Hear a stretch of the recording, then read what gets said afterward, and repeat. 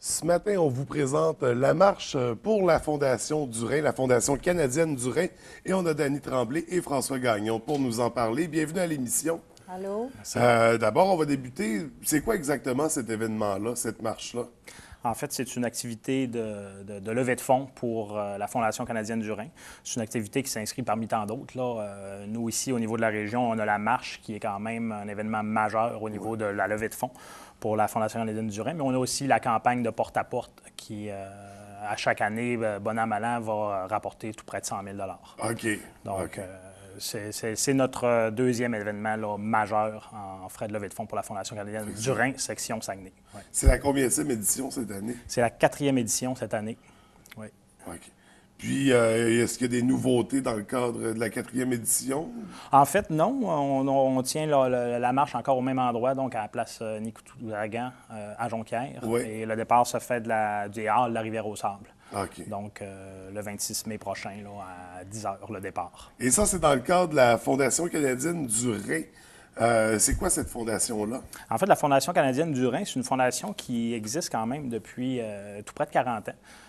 C'est une fondation qui a été mise sur pied dans les années 60, en 1964, suite à la mort d'un jeune Montréalais. En fait, c'est un jeune architecte, Morty Tardeur, qu'il s'appelait. Et sa famille, suite à son décès des causes d'une insuffisance rénale, ont mis sur pied cette fondation-là pour recueillir des fonds afin de faire mieux connaître cette maladie-là et aussi stimuler la recherche afin de mieux soigner les personnes atteintes de cette maladie-là. Donc, 40 ans plus tard, l'organisme est devenu national. Donc, c'est à la grandeur du Canada que la Fondation recueille des fonds et supporte différents programmes par ces levées de fonds, dont la recherche qui demeure son champ d'exercice et d'aide principale, mais aussi différents services aux patients, comme de l'aide pour les transports, pour les traitements de dialyse, des supports financiers pour la greffe et aussi des fonds de dépannage pour des frais de subsistance. Parce qu'il faut comprendre que l'insuffisance rénale chronique est quand même une maladie assez envahissante pour les patients au stade terminal. Ça peut être synonyme parfois de perte d'emploi ou de diminution de salaire. Donc, la Fondation vient supporter ces gens-là par les services aux patients. Qu'est-ce que ça entraîne exactement comme maladie? Les conséquences ou les... Bien, en fait, au stade terminal de la maladie, lorsque les reins ne fonctionnent plus du tout ou plus suffisamment pour mener une vie de qualité optimale et normale, les gens se voient offrir des traitements de suppléance rénale, qu'on appelle, communément connus sur le nom de l'hémodialyse, qui est sans doute la modalité de traitement la plus connue. Cependant, il faut comprendre qu'il n'y a pas que cette modalité-là de dialyse qui est offerte aux patients.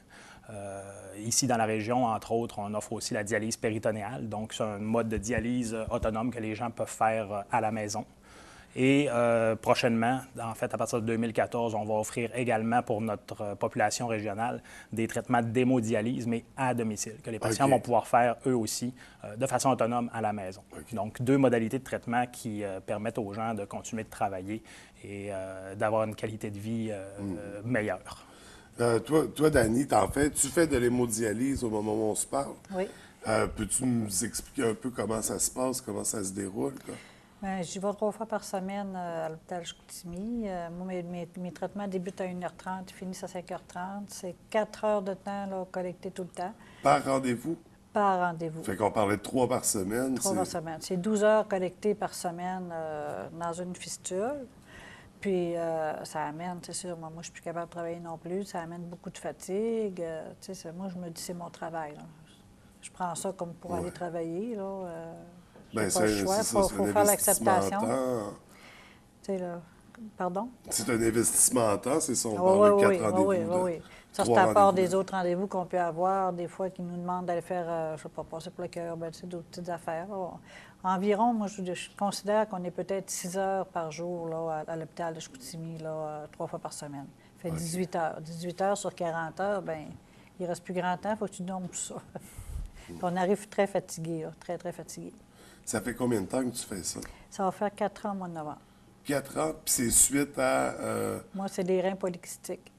C'est ça qui m'a amené à faire l'hémodialyse. J'ai fait la dialyse péritoniale à la maison, mais comme pour moi, ça n'a pas fonctionné, donc j'ai dû changer subitement en hémodialyse. OK. C'est quand même particulier. On ne s'attend pas ou on ne sait pas que c'est autant exigeant ou demandant les traitements, que ça prend autant de place finalement dans une vie, parce qu'on parle, c'est ça, 3 gros rendez-vous par semaine. C'est difficile après ça, c'est ça pour ceux qui ont un travail, comme on disait, de maintenir un rythme régulier. Donc, c'est très important d'encourager la Fondation de participer à la marche. Et pour en revenir justement à la marche, c'est une collecte aussi de fonds. Donc, les gens peuvent donner des dons. Comment ça fonctionne exactement? En fait, il y a plusieurs façons de donner avec la marche. D'abord, l'accès au site Internet. Donc, on peut donner directement en ligne. Il s'agit de taper dans le Google Fondation canadienne du Rhin et vous allez avoir accès au site Internet et à la marche est très bien inscrite là, sur la page d'accueil du site. Donc, on peut faire un don par le site. Un don par le site. On peut appeler directement à la section Saguenay, ici, la Fondation canadienne du Rhin, au 543-9644. C'est Mme Nathalie Saunier qui est responsable de coordonner toutes les activités de levée de fonds pour toute la région du Saguenay-Lac-Saint-Jean. Et finalement, bien, on peut se présenter le 26 mai sur place. À partir de 8h30, 9h, on va faire l'accueil des participants à la marche.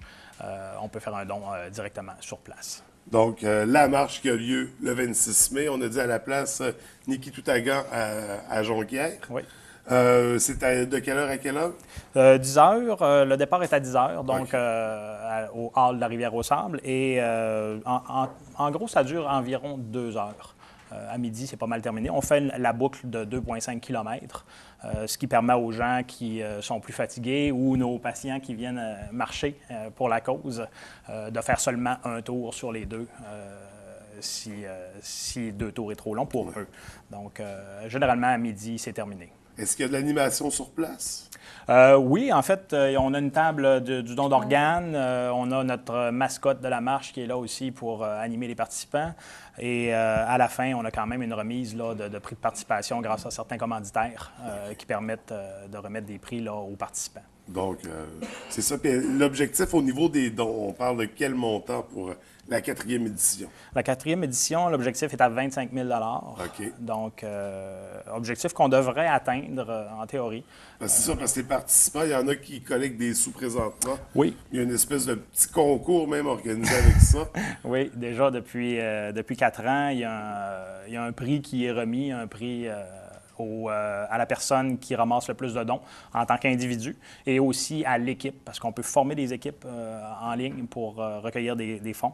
Donc, l'équipe qui ramasse le plus de fonds reçoit également un prix. OK. Ouais. Donc, cet aspect-là qui est intéressant, on peut encourager une équipe si on connaît quelqu'un, un des membres dans l'équipe. Et donc, et toi, Dani, toi, tu organisais un peu ça aussi, tu participais en lien avec le défi Transformation. Il y a un volet donné au suivant. Oui. Donc, tu as invité, comment ça a fonctionné? Tu as invité les participantes? Ouais, moi, j'ai donné un pamphlet à toutes mes participantes. Puis moi, j'étais chef d'équipe. Puis jeudi, là, j'ai hâte de voir, là, parce que je vais récolter là, qu'est-ce qu'eux vont m'amener. Puis moi, je vais amener ça dimanche. Puis je les invite aussi à venir marcher avec moi, mais je pense que c'est notre activité aussi du défi en même temps le matin. Ça fait que, en tout cas, ils vont avoir un choix à faire. Soit rester avec le défi ou venir avec moi. En tout cas, ils vont être libres. Venir encourager au moins. Ils vont être libres. Puis ceux qui veulent me donner des dons, ceux qui me connaissent là, ici à la baie, bien, ils peuvent venir me voir aussi, là, puis il n'y a pas de problème. L'appel est lancé. Ceux qui ont vu l'entrevue ce matin, on va te voir, on va donner des sous pour ton équipe. Pour te faire participer à la petite compétition. Moi, c'est la première année que je ramasse des dons, que je m'implique pour moi. Tu sais, que j'ai dit, tiens, on va faire ça. Puis... Mais c'est la 2e année que l'année passée, je ne pouvais pas marcher. OK. Je n'étais pas capable, mais cette année, je vais essayer de le faire. Donc, tu vas être présente le 26 mai. Oui. On invite les gens à visiter le site Internet pour plus d'informations, pour faire des dons aussi, voir un peu comment ça fonctionne avec les équipes. Écoutez, merci beaucoup d'avoir pris le temps de venir nous en parler à l'émission. Merci à vous. On invite les gens à participer en grand nombre, à bien répondre, puis je vous souhaite d'atteindre vos objectifs cette année. Merci beaucoup. Merci. Merci.